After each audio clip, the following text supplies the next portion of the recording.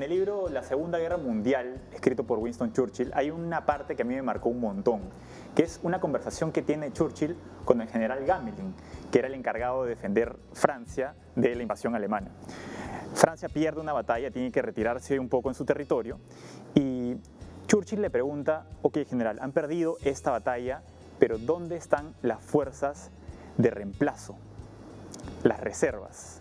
A lo que el general Gamelin le responde, Okun, que significa ninguna. Eso me dejó, y ahí termina el capítulo.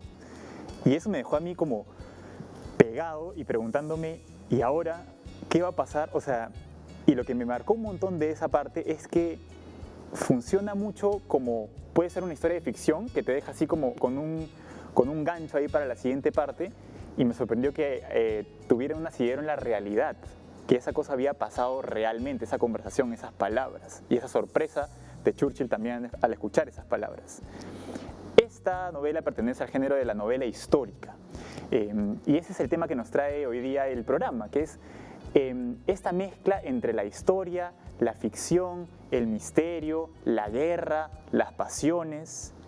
Es un género que abarca muchos géneros a la vez, y para hablar de ello tenemos el día de hoy a Werner Schuller. Él es un gran lector de las novelas históricas, está aquí para acompañarnos en esta conversación. Gracias, Werner, por estar aquí. Encantado, muchísimas gracias por invitarme. Gracias, gracias. Un placer. Bueno, Werner, primero lo primero, ¿cómo conectaste tú con la lectura? ¿Cómo fue que llegó a ti esto llamado libro?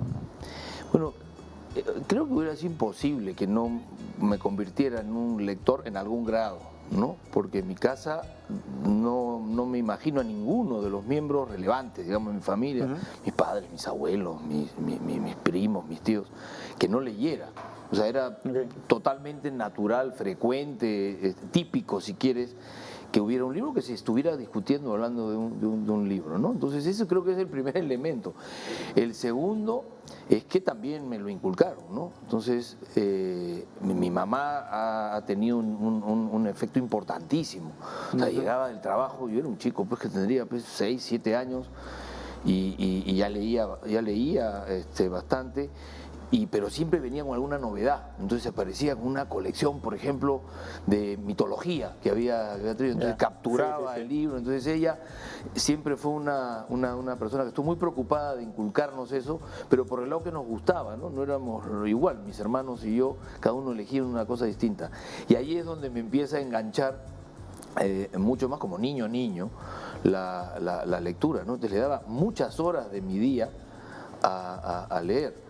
Y la verdad es que me llenaba pues el espectro de tiempo, pero además de mental, ¿no? O sea, crecía y tenía experiencias que me retroalimentaban, algo que poco a poco se fue convirtiendo en una necesidad, ¿no? Se volvió una necesidad. En una necesidad, sí, o sea, sin duda alguna. Tenías que... Sí, una necesidad tanto hedonística también, o sea, de disfrute, de goce, no era una necesidad, digamos, rigurosa, de trabajo, no era eso, porque para eso pues ya era el colegio y era todo lo otro, pero sí era una necesidad, o sea, yo no me encontraba completo si es que no había leído, aunque sea un poquito, en algún momento, ¿no?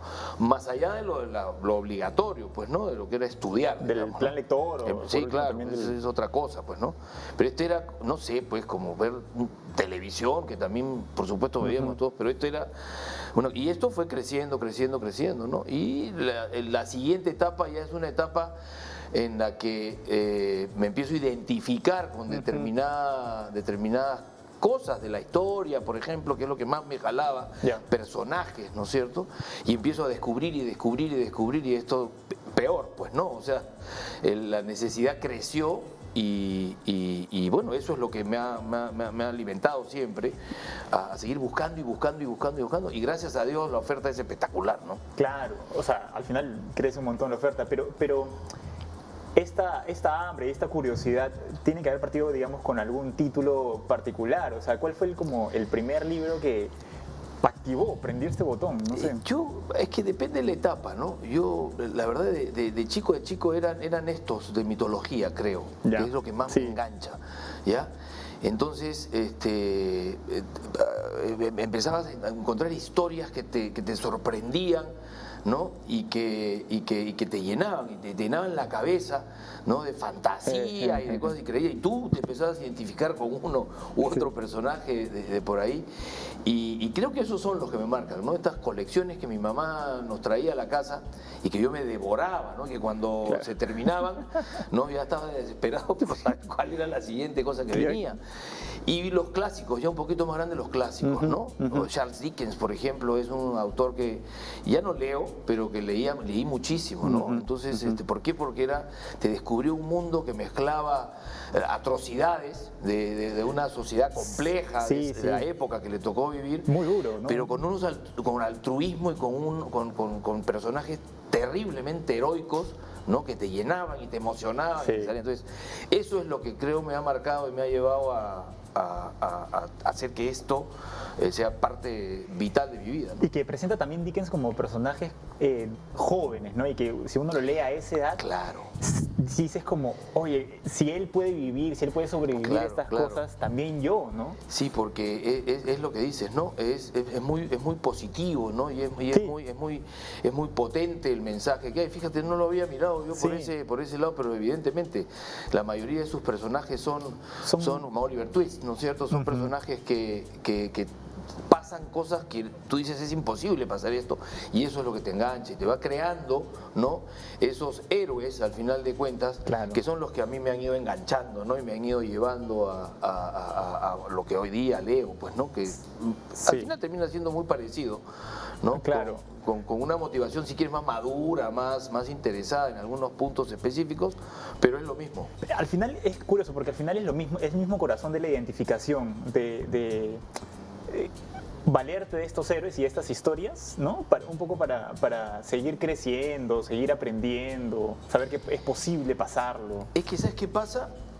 Y por eso es la historia, pues no, por eso es el tema histórico o la visión histórica de las cosas la que más me ha interesado siempre, es que la vida se hace de pequeñas cosas que hacen las personas, o grandes cosas al mismo tiempo, o pequeños momentos que terminan siendo puntos de inflexión, ¿no? Entonces, claro, las historias de Dickens eran fantasía, que reflejaban, si se quiere, una sociedad con personajes que no necesariamente existieron, ¿no? Quizá alguna referencia. Pero cuando ya entras al mundo de la historia, ya sabes que son personajes que de verdad existieron y que de verdad tomaron unas decisiones, ¿no? Que hicieron que esos puntos de inflexión se dieran. Entonces los héroes pasan de la fantasía, ¿ya?, a una realidad del pasado, pero una realidad, ¿no? Que de una u otra manera, ¿no?, ha llevado al mundo a lo que hoy día vivimos, ¿no? Claro, que han conformado un poco el mundo, pero ahí has abierto una puerta de ya la historia y la novela, y este paso un poco de la ficción a la historia, y que te invito a continuar investigando en esta puerta en el siguiente bloque para continuar la conversación, ¿te parece? Por supuesto, encantado. Excelente. Ya volvemos aquí en Tanto por Leer.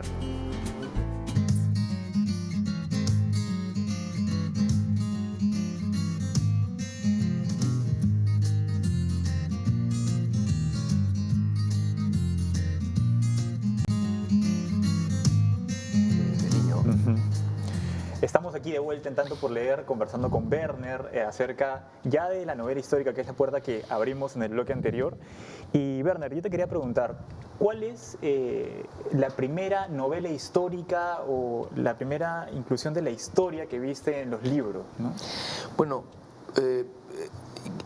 varios, pero el importante en realidad es uno que me regaló mi abuelo y que me dijo, ya estás para este libro, me dijo, ¿no? Entonces, que la relación con mi abuelo ha sido una cosa, creo que, ojalá mucha gente tuviera ese tipo de relación. Éramos muy amigos, ¿no? Y compartíamos este hambre de leer, era un lector tremendo, ¿no? Entonces, y él me dice, y compartí, yo seguía, ¿no? Entonces, por ejemplo, me condujo por la colección del Tesoro de la Juventud, que es una enciclopedia, que claro, hoy día ya pues no se usa mucho ese tipo de... O sea, la enciclopedia Entonces iba discurriendo, iba viendo, entonces en un momento me dice, ya estás para ¿no? Y me dio este libro de Taylor Caldwell, que es era una autora espectacular, que era antropóloga, psicóloga, historiadora, etcétera. Todas estas cosas que necesitas para poder construir una joya, desde mi punto de vista, como esta, que se llama La columna de hierro, se llama el libro. Ya, Taylor Caldwell era una americana casada con un investigador también y escribían juntos estas cosas. Entonces, es la historia de Marco Tulio Cicerón. Sí. Marco Tulio Cicerón es uno de los hombres más grandes de la historia de Roma. Es un hombre que encarna los principios fundamentales que movían, ¿no?, al paradigma de ser romano, ¿no? La libertad, el respeto, el orden institucional, etcétera, y ser fundamentalista en estos principios básicos. Y es muy interesante porque es exactamente contemporáneo a Julio César. Entonces, es la historia de ellos dos y cómo contrapuntean, porque Julio César, que es quizá uno de los hombres más grandes en la historia, por lo que ha significado, no solo por el nombre, sino por todo lo que pasó y todo lo que hizo. Este hombre era amigo de infancia de él, ¿ya? Y era un político connotado, ¿ok? Era abogado, para lo que sería en esta época un abogado, era un jurista muy importante, y Julio César era un hombre disruptivo. Los dos con una potencia muy grande, uno con la institucionalidad y defendiendo la muerte, y el otro, ¿no?, también pensando y queriendo y creyendo en la grandeza de Roma, en lo que ellos vislumbraban, que era el centro del mundo en esa época, que de hecho lo era, ¿no? Y cómo es que hay este contrapunto entre estos dos y cómo es que se cruzan muchas veces y cómo es que son antípodas muchas veces en determinadas cosas, ¿no? Entonces, el enriquecimiento que hay de los encuentros de estas dos personas, es decir, de las experiencias de estos dos en cómo se mueven, y el cómo se hace la investigación para construir a estos personajes a través de la investigación de esta autora. ¿Qué es este libro? Este libro es una cosa impresionante, es un libro que yo le recomiendo a todo el mundo, ¿no? Entonces, te pone al lado y empiezas de estos personajes y de otros muchos, ¿no? Porque no solamente son estos dos los que son importantes en ese momento, sino otros más, como Cayo Mario, por ejemplo, el tío de Julio César, y Sila, en una época en la que se enfrentan dos potencias y cómo estos dos van aprendiendo. Entonces eso te va nutriendo no solo de emoción y de descubrimiento de estas cosas, sino te va enseñando cómo se mueve el mundo, ¿no? Y cómo es este espacio y este mundo de la política, ¿no? Hablando de dos tipos inmensos, ¿no?, en la historia. Sí, y es curioso cómo finalmente tu libro, es este libro. Es ese, exactamente, por eso lo traje, efectivamente. Mira, qué bonito, aquí está el ejemplar. Y es bien especial cuando los libros ya tienen vida, tienen carácter, ¿no? Sí, Están vividos. Creo que, y es bien bonito, aquí está, podemos enseñarle un poquito. Y claro, de alguna manera he llegado aquí a través de tu abuelo, ¿no? Sí, seguro. Yo ni siquiera lo he vuelto a empastar ni nada porque me lo dio así, ¿no? Lo he cuidado para que se quede de esa manera porque tiene un valor distinto, ¿no? No es como los otros libros que tengo que me los compré, tiene una carga emocional tremendamente grande, ¿no? No solo por lo que hay dentro, sino por lo que te conté, ¿no? Me dijo, oye, ya es momento de entrar. Que es algo que yo creo que es súper importante, ¿no? Y yo sí creo que algún tipo de guía tienes que tratar siempre de tener, y de buscar, o tener la suerte de tenerla, ¿no? O sea, hay gente que tiene la suerte en casa, hay gente que tiene la suerte, me ha estado dando cuenta en las entrevistas, en las conversaciones, en el colegio o en la universidad, incluso algún profesor, pero les abren esas puertas. Alguien identifica algo y se lo da, ¿no? Sí, es en realidad un gran regalo, ¿no? El que te introduzcan o que te ayuden a introducirte o que te den alguna que otra guía, ¿no? Porque es la libertad misma, ¿no? O sea, para ser libre hay que aprender a ser libre, ¿no es cierto? Sí, entonces es lo mismo, ¿no? Es parte de lo mismo. Sí, te enseñan eso, ¿no? También como a través de tu madre, la mitología, que luego se vuelve, y a través de tu abuelo, la historia, que finalmente yo encuentro una línea y que va creciendo, ¿no? La mitología finalmente queda en el mito, pero la historia ya tiene los mismos actos heroicos, pero en el asidero de la realidad. Y eso es lo que estábamos conversando en es la pausa. Absolutamente cierto, y la verdad es que es como que entras a un mundo que empieza a crecer, Ajá. Pero la novela histórica o la historia en general, porque la novela histórica no es una novela propiamente dicha, ¿no? Es historia a la que le dan vida cotidiana, si se quiere, a los personajes, ¿no es cierto? Y hay autores que te toman algunas licencias de crear algún personaje que debió existir, ¿no? que es de ficción y que lo mezclan, digamos, con los personajes de la realidad para amalgamar la historia.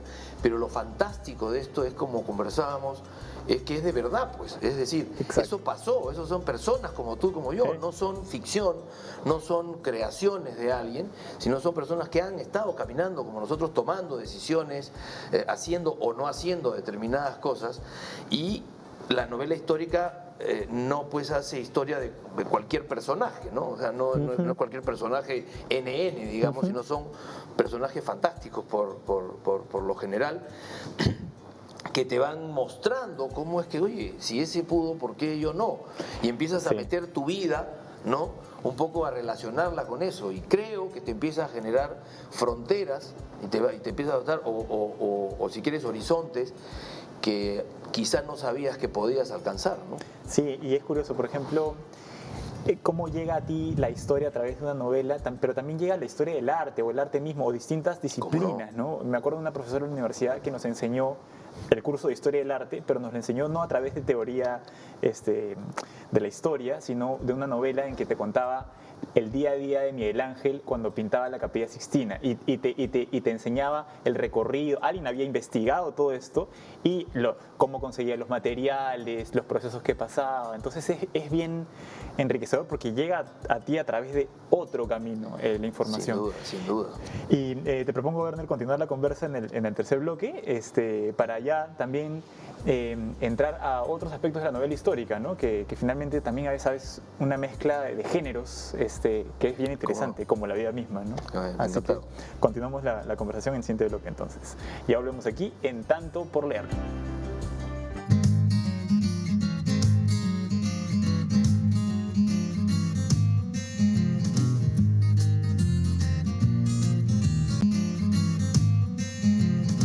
Sí, claro. Estamos aquí de vuelta en Tanto por Leer, hablando sobre la novela histórica con Werner. Y Werner, aquí has traído como algunos ejemplares de libros que te han a ti marcado, ayudado incluso de repente, ¿no? Sí, cómo no. A ver, vamos a ir viéndolos. Coge ahí. Por ejemplo, te comentaba. A ver, ¿cuál? Comencemos por por Salamina, ¿no? Por Salamina. Entonces, Salamina es un libro de Javier Negrete, que es un novelista histórico español.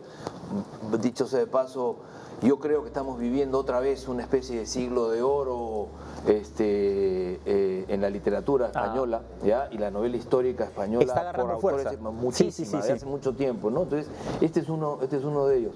Pero ¿por qué es importante esto? Por el personaje que tiene dentro, ¿no? Que es Temístocles, que es probablemente uno de los héroes de Occidente, ¿no?, más grandes que ha tenido la historia. Es el que encarnó la defensa o la resistencia a la potencia de la época, que era el Imperio Persa, ¿no? Y Jerjes, que era el rey de reyes, que tenía como objetivo arrasar con todos, ¿no? Y estaba todavía vivo su padre, Darío, ¿ok? Y entran en esta tremenda batalla en la que, con una desventaja tremenda en número, ¿ya?, la inteligencia y la genialidad de este general Temístocles hace que la batalla sea a favor de los griegos, ¿no? Entonces, como que rompe con lo que debiera haber ocurrido, y es un individuo el que la rompe. Entonces, es un libro que yo recomiendo, porque es tremendamente importante para cómo es el mundo hoy, pero además que es riquísimo. Va a hablar de este personaje y otros más que están dentro de ella. ¿Cuál otro más? Otro interesantísimo y que a mí me gusta mucho y que es un autor que es británico, es Connie Goulden. ¿Ya? Ha hecho varias series de novela histórica, y esta es una de otro personaje extraordinario y que muchas veces no es reconocido en lo amplio de su gran capacidad. Probablemente sea el hombre más potente de la historia, porque del que hablan en estos 5 libros, este es el primero de los 5. Es una pentología, ¿no? Claro. Ya hoy los científicos han demostrado que hay por lo menos 14 millones de descendientes directos hoy caminando sobre la Tierra, descendientes de este hombre, que es Gengis Khan. Gengis Khan, que es quizá el emperador más grande o el rey, el emperador más grande que ha pisado la Tierra, porque llegó a conquistar todo Asia, ¿ya? Tuvo de súbditos o de tributarios a los rusos. La única vez que los rusos fueron dominados fue por las huestes mongolas. Ya, estoy hablando desde el año 1120 al 1300, porque el libro termina con el nieto, que es Kublai Khan, que es, digamos, el más grande, que termina conquistando toda la China, ¿no? Entonces, estos 5 libros te llevan por cómo es que se movían y por qué es que terminan siendo tan potentes.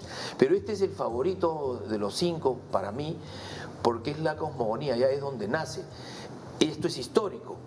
Ellos son parte de una tribu, una de las tribus mongolas, la tribu de los lobos, que es literalmente extinguida por otra tribu. Creo que son los tártaros los que los arrasan, porque habían guerras entre los tribus, ¿no? Entre las tribus. Y queda vivo solo él, sus 3 hermanos, una hermana y su madre. Y pasan un invierno imposible de superar en la estepa asiática, ¿ya? Y superan el invierno. Y de allí es donde esta familia chiquita, ¿ya?, comienza a florecer otra vez, sobreviven comiendo mofetas y otro tipo de cosas, y Gengis Khan es donde empieza a crecer y empieza a pensar en que él tiene que primero vengarse, pero en el camino se va dando cuenta que lo que tiene que hacer es unir a todas las tribus y no separarlas, obviamente a través de guerras, a través de batallas y cosas impresionantes, que es el segundo componente, ¿no?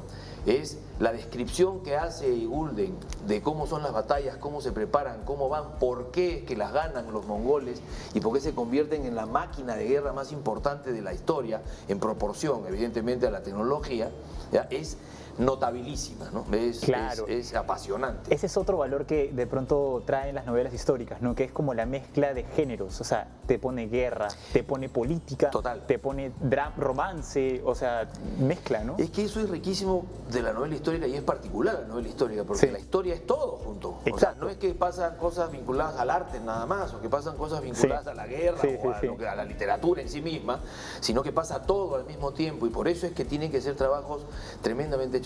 Y la combinación de los personajes es tremendamente importante, porque tienes que recuperarlos a todos. No es que yo tengo a Gengis Khan de personaje, ¿no?, e invento a los demás. O sea, tengo que recuperar a todos esos otros personajes que son parte de esa historia. Por ejemplo, Subodai, que es su general principal, que es el que entra a Moscú en pleno invierno, algo que no pudo hacer después ni Napoleón ni Hitler, ¿no es cierto? Entonces, es impresionante. Otra saga espectacular es esta que creo que conocen, si me permiten, que conoce muchísima gente, que es quizá una de las más famosas hoy de autores españoles, que es Santiago Posteguillo. Creo que es el representante, digamos, de esta época de oro que digo yo. Pero he traído el tercero, ¿no?, que es la historia de Escipión, el africano. Escipión era hijo de un gran general romano que pierde las primeras batallas contra Aníbal Barca, que era el invasor cartaginés, que era un genio, quizá el genio más grande de la historia en la guerra y como estratega, que ahora parece fácil, pero en esa época viene de Túnez. Túnez está frente a Sicilia, en la costa central de África, y se da la vuelta por toda la costa africana, entra a España, ¿no es cierto? Por España entra a Italia, a Francia, a Italia, a Suiza, y de ahí baja a la bota con elefantes, ejércitos y elefantes. Y tiene subyugada la península, conquistada literalmente a la península, 14 años. ¿Ok? Entonces, dentro de Roma, y con una serie de batallas, la batalla de Trasimeno, la batalla de Canás, donde desaparecen huestes enteras o ejércitos enteros de los romanos, legiones enteras.